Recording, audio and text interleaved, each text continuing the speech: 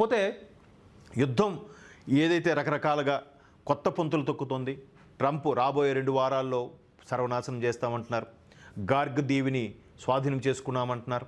హర్మూజ్ను కూడా తెరవకపోతే మాకే నష్టం లేదు, ప్రపంచ దేశాలు మీకే నష్టం, మాకు కావాల్సినంత ఆయిల్ ఉంది, కావాలంటే మా దగ్గర నుంచి ఇస్తామని కూడా అంటున్నారు. దానికి సంబంధించి ట్రంప్ వ్యాఖ్యలపై ఒక వార్త ఇక్కడ చూద్దాం. ఇక్కడ చూడండి, ఇరాన్ యుద్ధంపై ట్రంప్ కీలక ప్రకటన, 3 రోజుల్లో యుద్ధం సమాప్తం. ఇక్కడ ఇది ఒక వార్తాపత్రికలో వచ్చిన వార్త అయితే, మరొక వార్తాపత్రికలో వార్త చూడండి. B2 బాంబ్స్ ఇరాన్లో విధ్వంసం సృష్టించాయి. ఒకవైపు ఒక పత్రికలో ఈ వార్త ఉంది. అంటే రకరకాలుగా ఎందుకు వస్తుందంటే, ఈ మహానుభావుడు గంటకు ఒక మాట పూటకో డైలాగ్ కొడుతున్నాడండి. ఈయనకు కూడా సొంత ఛానళ్ళు, సొంత నెట్వర్క్ ఉంది. ఆ నెట్వర్క్ ద్వారా స్టేట్మెంట్ ఇస్తూనే ఉంటాడు.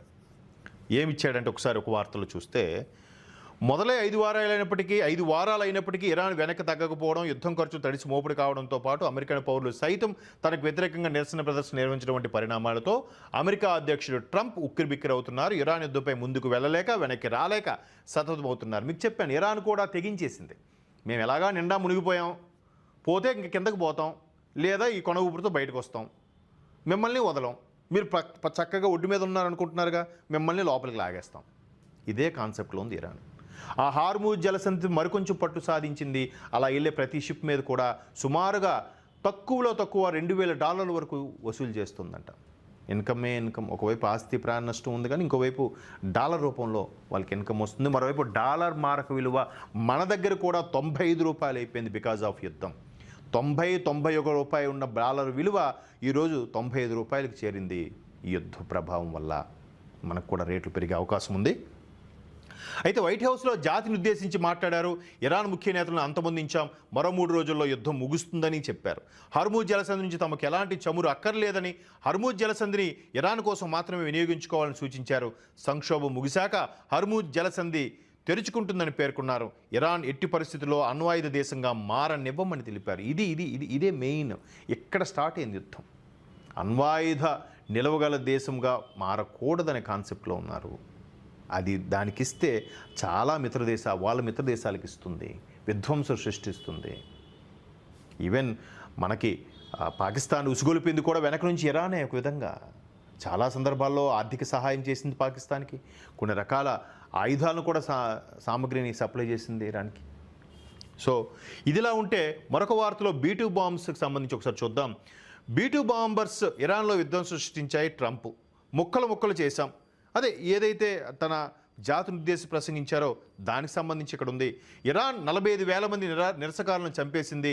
అమెరికా భద్రత కోసమే ఎపిక్ ఫ్యూరీ ఇరాన్లో శవాల దెబ్బలే మిగిలాయి. B2 బాంబర్స్ ఇరాన్లో విధ్వంసం సృష్టించాయి. ఇరాన్ నేవీ, ఎయిర్ ఫోర్స్ని దెబ్బతీసామని పేర్కొన్నారు. మరోవైపు విద్యుత్ కేంద్రాన్ని కూడా లేపేస్తామని కూడా హెచ్చరించారు. చెప్తూనే ఇక్కడ ట్రంప్ ఇంకొక వ్యాఖ్యలు కూడా చేశారు. ఏంటంటే, ఒబామా చేయలేనిది నేను చేశాను.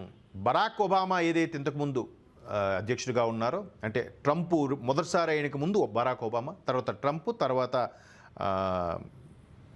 జో బైడెన్ తర్వాత ఇప్పుడు మరలా ట్రంప్.